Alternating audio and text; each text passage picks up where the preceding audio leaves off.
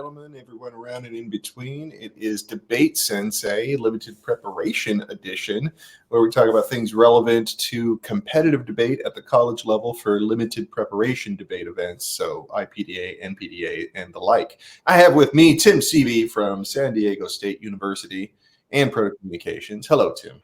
Howdy, howdy, howdy. I'm Jared Kapika Miller. I am a debate coach, professor of communications. Right now, I'm coming to you from Concord, California, where we're having the California Community College State Championships. So, Woo. Yeah. What round are you in? Round one, just getting started for IPDA, and so hopefully it's going off without a hitch. It's one of those tournaments where no group prep. The students are allowed to, look up anything they want online, but they have to write everything down on paper. They can't bring in any electronic device, or they can't use any electronic devices in the chambers. So nice. Yeah. All right. Appreciate the old school. Yeah. Probably won't last. What are we talking about today? We are talking about, so this is like the current event topics. And so one current event topic that's kind of dominating is the issue of presidential immunity, because former President Trump is in court right now, litigating that issue, not just in one of his cases. He's using this argument to kind of answer back a whole litany of charges that have been brought against him for various reasons. So it is kind of central to this these court cases, and thought it would be a good thing to talk about. It's cool because it's the definition of a procedural argument that we use all the time in debate, of like, if you win presidential immunity, pretty much all the other cases go away. Like, if you win the topicality, doesn't really matter if the dis-ad sticks or not. Like, the round is over. An a priori event. So you could think of presidential immunity as kind of a priori here. Right. In reading a little bit more, there are 4 different cases that all would hinge upon the outcome. So it was a circuit court already said no to presidential immunity, that this was not, the criminal proceedings were not immune because of his presidential status. Mm-hmm. An appellate court also said no. So the appeal went back in December to the Supreme Court, and the expectation was the Supreme Court wouldn't hear it, but no, they're going for it. They're actually taking the case. In April is when the Supreme Court will hear it. The challenge is the Supreme Court doesn't move very fast. So they've got to make a decision about, what's whether or not presidential immunity applies in these various other cases while those cases are happening, or in some cases while they have been postponed. Right? It kind of just allows things to punt, but the election, moves forward. Like, primaries are happening in a bunch of states, and everything is really shaping up. So the fear is that it could even take up to or through voting time for a decision to be made, which, like, all right, it's all a total moot point then, right? Like, it's you vote on something that, or the Supreme Court may decide on something, ruling one way or another, that is already superseded by, like, all right, the public voice has been made or something. So it's getting really, really messy. But part of the reason why they would want to take it is the Supreme Court doesn't weigh in on presidential immunity all that often, like throughout history. Yeah, there's only 2 real cases. I think I've seen a few more that came up, but really people point to 2 of them. One is Nixon v. Fitzgerald, that's 1982. And then there is Clinton v. Jones from 97. Those are the 2 main ones. Some people try to talk about immunity claims all the way back to the founding fathers and what they would have thought and things like that. But there's a couple of cases that go, way, way back. So the early 1800s is Johnson versus Mississippi. And in that decision, it was more or less the Supreme Court trying to hold up some functions of the executive branch, the legislature trying to hold up some functions of the executive branch. And the Supreme Court ruled, like, nope, presidential immunity stands in that case because the Office of the Executive is its own entity, and therefore like can't be held up by other branches. Mm-hmm. Funny that they're the ones, they get to make the call, yay or nay, another branch. But Yeah. then even all the way back, Marshall Court, so the very, very first Supreme Court, made a ruling that Thomas Jefferson could be subpoenaed to produce documents in a case against Aaron Burr. So you Hamilton fans out there, exists a little bit of historical precedent that the Supreme Court can require the president to do some things. Obviously, like, has not been exempt from civil cases, as the 2 civil cases have already been ruled against Trump and made final, that like these are not going to be swayed by presidential immunity one way or another. But now we're talking about criminal proceedings. So the 4 cases are predominantly surrounding like election interference. So it's like obstruction of justice and obstruction of a what do they call that? Like not an interview, but like a formal review proceeding, more or less. So it's serious, cases that are coming up, but those actual trials can't really move forward, it seems, until more is decided on immunity. So it's honestly, it's a very clever tactic from like a legal perspective, because that means like, hey, we got to stop everything until we can get another date scheduled to decide if we can even proceed. So it's using the courts to maybe what they're used for best, and that's to delay things out, like run down the clock.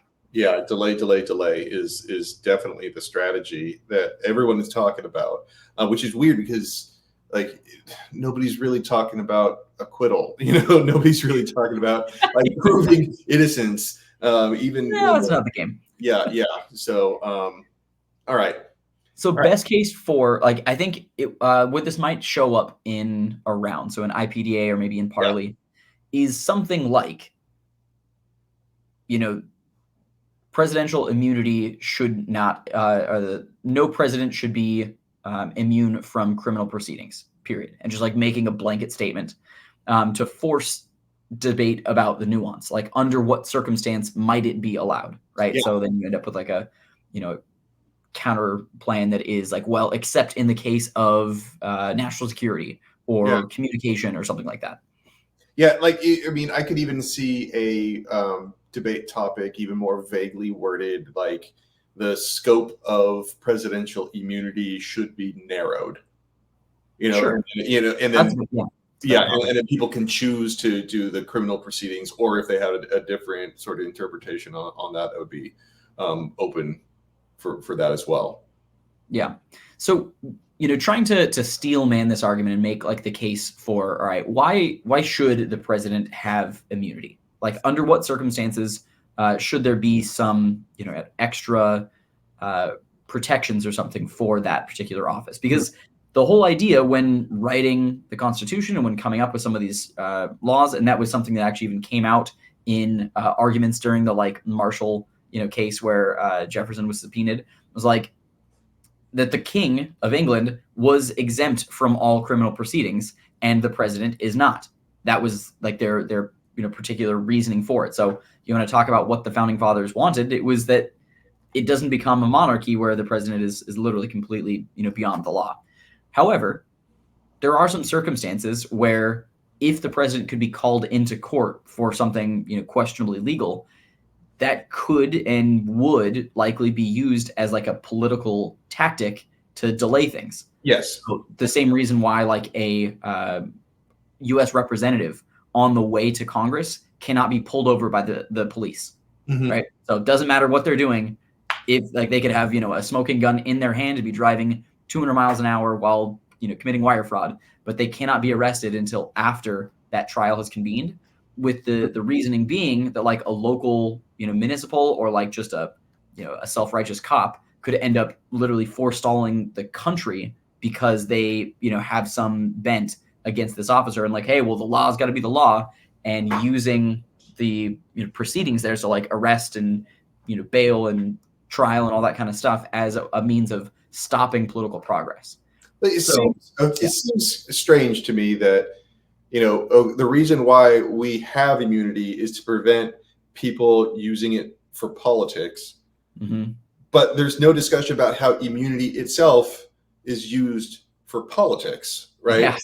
Like I mean, it seems like they're ignoring the double-edged nature of that, and like so-called like, oh well, this is like the least intrusive way of doing it. I'm like, well, I mean, you're allowing for people to use immunity for really political purposes, right? And so if they're going to declare something to be an official presidential act, like spying on their opponents and finding this stuff and bringing it up during the election, then like you're not getting around the political implications of it. Right. Yeah, the justification being that like, hey, we don't want to impede politics. That's it's really walked all over. So yeah, the Nixon case seems to be the best, set precedent of So why the president cannot be immune, particularly for like political reasons. And I mean, this is it again, right? Like 2 of the criminal proceedings have to do with an election interference probe that he blocked. Right. So it's obstruction of justice in the election proceeding itself, and then stopping the probe, stopping the investigation into potential interference. So once again, is like literally the definition of a political action, and then trying to use immunity against it. So it seems to be very, very similar to the Nixon case of like, how do I figure a way into this election? Now, it's granted, it's not spying on citizens necessarily, but it is still like wanting to very directly change the outcome of an election. Right. So just a little background on Nixon v. Fitzgerald. So a White House aide, Fitzgerald, was directed by President Nixon to lie about the Watergate scandal, right? I forget exactly what the lie was. And he refused to do that and got fired, and then sued for being fired. So I'm guessing that like being fired is an official presidential act.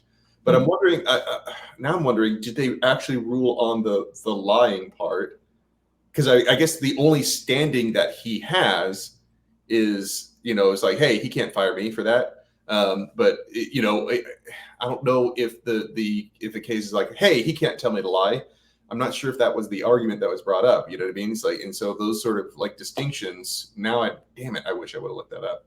But anyway, I think the things that end up being discussed at the court itself, though, like what is the bigger issue, probably don't end up narrowing down to like, well, did he have the standing to fire this aide or not? Like, yes, that is what gets it to the court, but the court is talking about the bigger issue. Like it's, it tends, for better or worse, not to rule so narrowly onto like the specific thing that it was brought there. It's like talking about, and that's the point of the Supreme Court, is not to like be your small claims court of like, does this person own this line of property or not? It's like, in the case of property ownership, one can't change the the lines or whatever. Like in the case of election committees, the president cannot make phone calls or cannot bully or intimidate or contact or by any other means influence the outcome of that election investigation. So they're trying to make a really like broader claim. So I imagine in the Fitzgerald case, it was the same thing. It wasn't like, can the president or can they not fire someone, but the circumstances surrounding it of like, can they, tell someone to lie under oath? And if so, what's like, how far does that seem to go? Right. So the reason I say it is because the Fitzgerald case is where the standard of official presidential acts comes up. All right. So what they ruled is like, well, Nixon, the president, is immune from prosecution when they are carrying out official presidential acts. And so firing somebody, I can see how that's a presidential act, right? So why that is so important in this case is, what acts are we talking about that Trump did, and would those be considered official acts? Like, for instance, the alternate slate of electors. Nowhere in the Constitution is that named. Like, doesn't seem like an official presidential act. Like, actually signing those forms seems like inherently like fraud. He, you know what I mean? It's like, and so firing somebody is absolutely happens all the time. right? That's an act that you can point to many examples of it happening, but you can't point to any examples of alternate electors being appointed and stuff like that as an official act. And so that's why I'm like, ooh, like what is the thing that they're going to be focusing in on as the act? You know what I mean? Yeah. And there's a couple other, I think that also spills into, I'm glad you brought that up, because it spills into the idea of the president acting as a citizen versus the president acting as the president. Yeah. And there were previous arguments at some times where people were saying, well, no, this was Trump's personal lawyer that he personally called to do XYZ things. So it wasn't the acting as the president, he was acting as a citizen to get these particular things done. So because it wasn't like he told his chief of staff to call the election committee, like he called his personal attorney, or he called like his local like someone that he put into, that he appointed, and called them to make certain actions. So he like called local judges or something like that. Those things, it's like, all right, how close is this in line with a presidential action versus a private citizen action? Because like I can call my personal lawyer and ask him to do anything, and it doesn't matter. Like maybe if I'm asking them to do something illegal, maybe that is now legal, but it's not unconstitutional for me, like just sheerly freedom of expression, right? Or like freedom of speech. I can ask anyone I want to do anything. But if I'm acting as the president now, that seems to have a more significant ramification, and therefore, like, is that tied to a presidential act? So this is Rudy Giuliani, that was like the one who was being paraded everywhere at the time as a personal lawyer, right? Not as a White House lawyer. Right. And I think there was also even like elected, they were appointed, not elected, but appointed officials. So people that Trump put into place in Georgia, that he was like, hey, you need to tell these people these things. So giving direction, but not technically acting as the president again. Like, I don't know if it comes down to like he used his personal cell phone versus uses like the phone on the desk of the White House or something, like how that line can be delineated. But I'm sure that will be, definitely debated. And like just how much private citizenry function, like how much executive function, executive's wrong word, how much liberty does an individual have on their own when they're also the president? Now, the other like presidential immunity Supreme Court case, I don't see applying all that much. The Clinton v. Jones case was about acts that he did prior to becoming president. And it was about sexual harassment, which is clearly not part of the official acts. It was ruled unanimously that's not part of official presidential acts, right? And so this is where it clarified that presidential immunity doesn't extend to all actions, and presidents can be still held accountable for personal misconduct. And so now that you're bringing that up, I'm like, okay, well, if this is I don't see how Trump gets to have it both ways, right? He's like, he wanted to kind of skirt the whole asking, or directing like the attorney general to do these things. And I think Bill Barr just refused. I think that was what was happening. And then he went to Giuliani, but I might be wrong about the timeline. And so, man, it seems like you can't have it both ways, right? If you did an official act and the person refused to comply with you because they thought it was illegal, and then you just like, all right, screw it, I'm going to go to my personal lawyer to do it. I'm like, okay, that is a very clear piece of evidence that this is not an official act. You know what I mean? And so I wonder if I'm getting that right. In the context of debate then, so the limitations, so if this were a topic that comes up, something like, the immunity granted to the president or powers granted to the president should be limited or something like that. Or there should be no immunity or something like that, where it can be limited or it could be eliminated. I want to come up with reasons why there should be some immunity.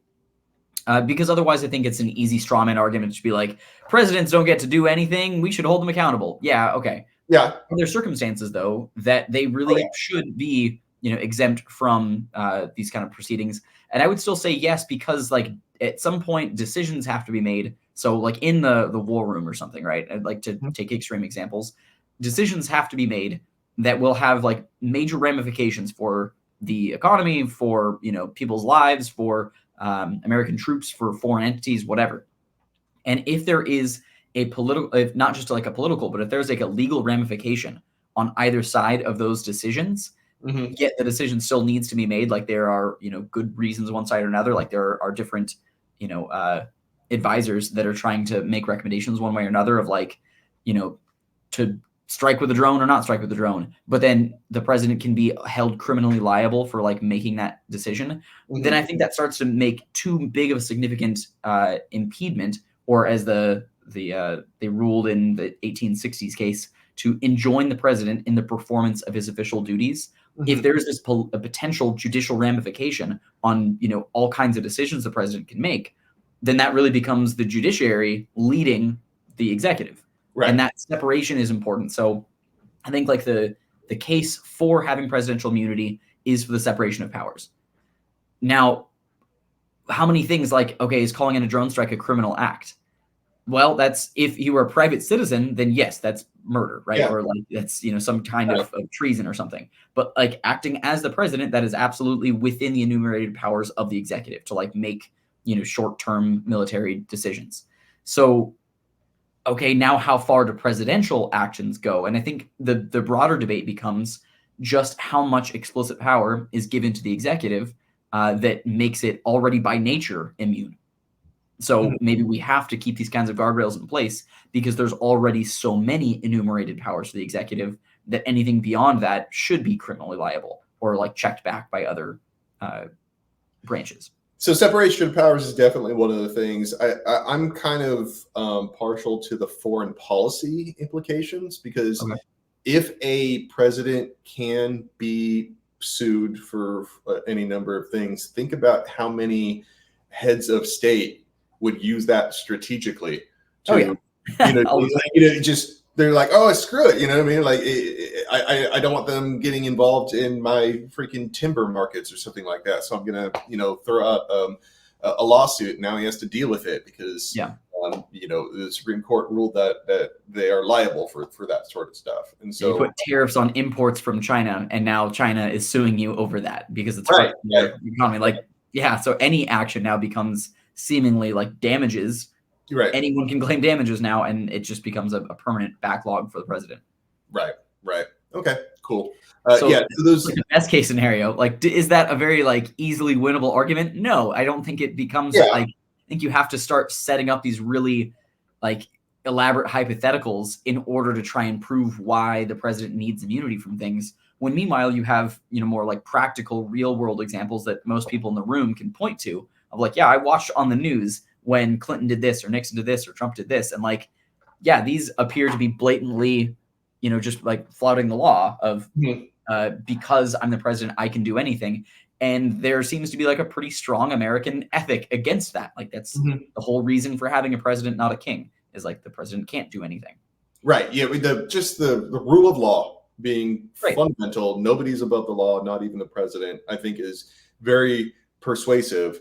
I do think though that I do think people need to be prepared for the burn it down. Sure. Where it's like, screw it. The president is accountable for everything and anything that they do while in office. And if that means that they are sued relentlessly while they're in office and that they can't get anything done, we're going to call that a good thing. That's the burn it down. Right. I think that for those ones that you prepare something akin to a power vacuum argument, I think the hegemony arguments are fairly popular. Even like, I'm surprised how popular they are in policy debate. Yeah, people win on hedge good all the time, and they just have, it's like, listen, if the United States all of a sudden ceases to be the dominant power in the world, chaos is going to emerge. Even if you don't like it, it's going to be horrible. You know what I mean? So basically, neutering the president is going to just absolutely, like create that. It's like and it's going to be created through lawsuits, not even through military, or anything like that. It's just going to be like in the courts, they're going to be swamped. And pen is mightier than the sword, right? Yeah, in a big way. Yes. I think so even internally, I think you could try and make. I'm a big fan of like proximal impacts and high probability impacts over just like high magnitude impacts.